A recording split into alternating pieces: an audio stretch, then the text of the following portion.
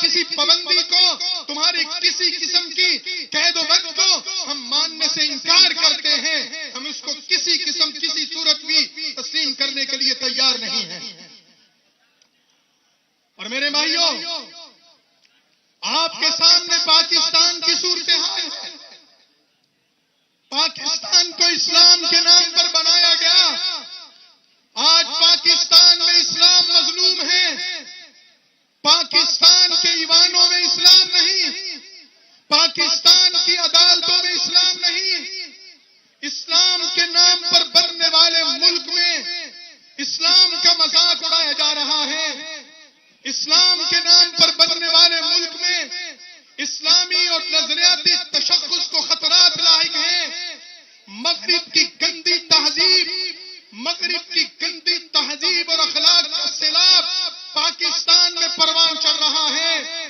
آج کے اس جلسے کی وساطت سے ہم نے اس بات کا عزم اور اعلان کرنا ہے کہ انشاءاللہ ہم پاکستان میں اسلام کے پرچم کو بلند رکھیں گے. پاکستان میں جمہوریت مظلوم ہے. یہ نام کا جمہوری ملک ہے. یہاں ایوانوں میں خرید و فروخت کی جا رہی ہے. اسمبلیاں خرید و فروخت کے ذریعے بنائی جا رہی ہیں.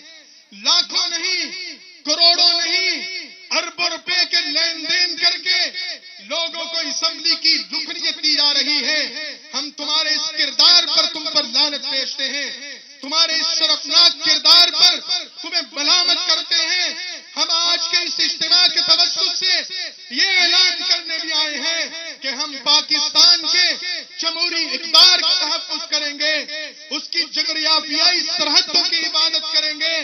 پاکستان کی نظریاتی اور اسلامی سرحدات کی حفاظت کے لیے، پاکستان میں اسلام کے نظام کے لیے، قرآن و سنت کے نظام کے نفاذ کے لیے، پاکستان میں ختم نبوت کے تحفظ کے لیے، عظمت صحابہ کے لیے، اہل بیت کے تقدس کے لیے، پاکستان میں دینی مدارس و مساجد کی بقا کے لیے، ان کے مستقبل کے لیے میدان میں نکلے ہیں، میدان میں رہیں گے.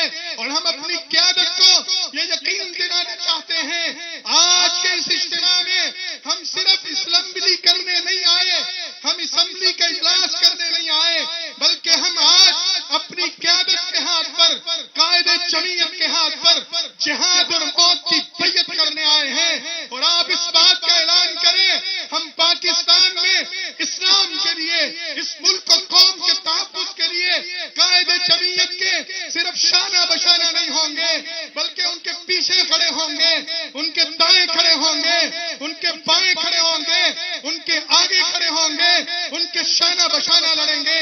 آپ اس بات کا اعلان کریں. کرتے ہیں انشاءاللہ، کرتے ہیں اس بات کا اعلان. میرے بھائیوں، آپ کی آواز میں وہ صداقت نہیں جو ہونی چاہیے.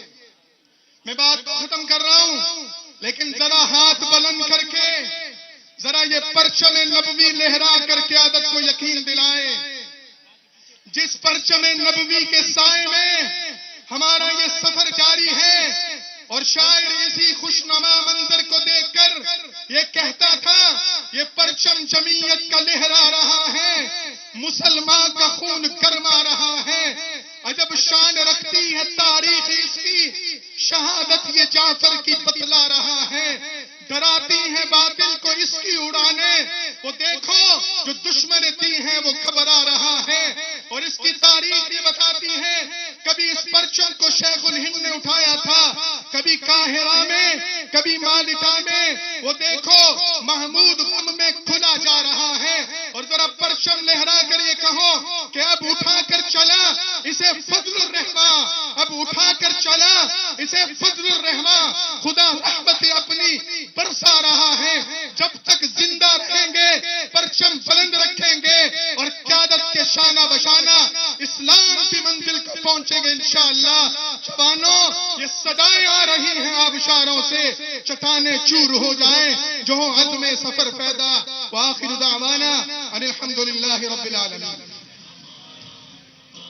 اسٹیج پہ تشریف لا رہے ہیں جمعیت علماء اسلام پاکستان کے مرکزی سیکرٹری جنرل بطل حریت حضرت مولانا عبد الغفور حیدری صاحب اور اسٹیج پر تشریف لا رہے ہیں فرزند قائد حضرت مولانا اسد محمود صاحب، استقبال کیجیے حضرت مولانا عبد الغفور حیدری، حضرت مولانا عطاء الرحمان صاحب، حضرت مولانا اسد محمود صاحب کا میں ان کو جمعیت علماء اسلام صوبہ سندھ کی طرف سے آج کے اس عظیم الشان عوامی اسمبلی میں آمد پر دل کے گہرائیوں سے خوش آمدید کہتا ہوں۔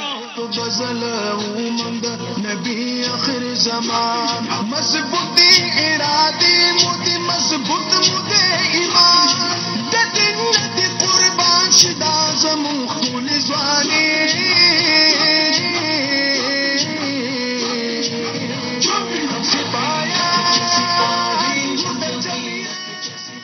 دعوت خطاب دینے جا رہا ہوں، دعوت خطاب دینے جا رہا ہوں جمعیت علماء اسلام کے مرکزی ڈپٹی جنرل سیکرٹری حضرت مولانا مفتی روزی خان صاحب تشریف لائیں، اپنے خیالات کا اظہار فرمائیں۔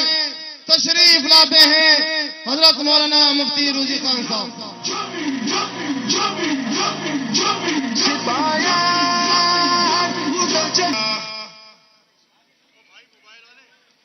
الحمد لله الذي أنزل أشرف الكتب بأشرف اللغات على أشرف الرسل